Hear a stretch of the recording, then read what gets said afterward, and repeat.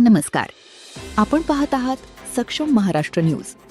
बहुचर्चित लिंबायत कमान वाद तूर्त थांबला. प्रशासनाच्या लेखी आश्वासनानंतर 4 दिवसांचे उपोषण मागे.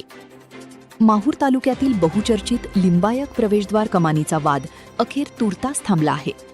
माहूर तहसील कार्यालयासमोर गेल्या 4 दिवसांपासून सुरू असलेले उपोषण प्रशासनाच्या लेखी आश्वासनानंतर मागे घेण्यात आले आहे. लिंबायत येथील प्रवेशद्वार कमानीच्या विविध मुद्द्यांवरून प्रवीण भीमराव बर्डे, विजय सुदाम जाधव, राहुल गौतम बेंगाळे आणि गजानन किशन मोरे यांनी 4 ऑगस्ट 2026 पासून माहूर तहसील कार्यालयासमोर उपोषण सुरू केले होते. या प्रकरणाचे गांभीर्य लक्षात घेऊन राष्ट्रीय महामार्ग विभाग नांदेड, उपविभाग भोकर आणि जिल्हा परिषद बांधकाम उपविभाग किनवट यांच्या अधिकाऱ्यांकडून कमानीच्या जागेची संयुक्त पाहणी करण्यात आली. दरम्यान 7 ऑगस्ट रोजी प्रशासनाने उपोषणकर्त्यांना लेखी पत्र देत उपोषण मागे घेण्याची विनंती केली. या पत्रात येत्या 15 दिवसांत या प्रकरणी योग्य ती कायदेशीर कारवाई करण्यात येईल असे लेखी आश्वासन देण्यात आले आहे.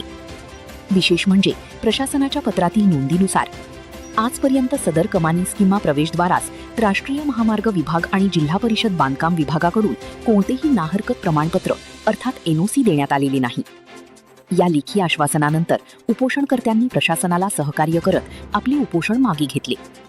उपोषण सोडविताना नायब तहसीलदार कैलास जेठे, राष्ट्रीय महामार्ग विभागाचे उपविभागीय अधिकारी SS देशपांडे, जिल्हा परिषद बांधकाम विभागाचे उपअभियंता SN पाटील, राष्ट्रीय महामार्ग विभागाचे कनिष्ठ अभियंता AG हजारी, जिल्हा परिषद बांधकाम विभागाचे कनिष्ठ अभियंता NM शीख तसेच माहूर पोलीस ठाण्याच्या गोपनीय शाखेचे गजानन जाधव यांची उपस्थिती होती.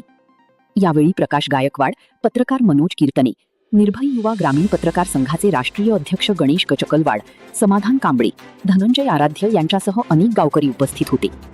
प्रशासनाने 15 दिवसांत कायदेशीर कारवाई करण्याचे लेखी आश्वासन दिल्याने सध्या हे उपोषण मागे घेण्यात आले आहे. मात्र लिंबायत प्रवेशद्वार कमानीबाबत पुढील 15 दिवसांत प्रशासन कोणती भूमिका घेते आणि कायदेशीर कारवाई नेमकी काय होती याकडे आता लिंबायतासह माहूर तालुक्याचे लक्ष लागले आहे. माहूर तालुका प्रतिनिधी संजय वडसकर. अशाच ताज्या, विश्वासार्ह आणि स्थानिक बातम्यांसाठी सक्षम महाराष्ट्र न्यूजला लाईक करा, शेअर करा आणि चॅनलला सबस्क्राईब करायला विसरू नका. धन्यवाद.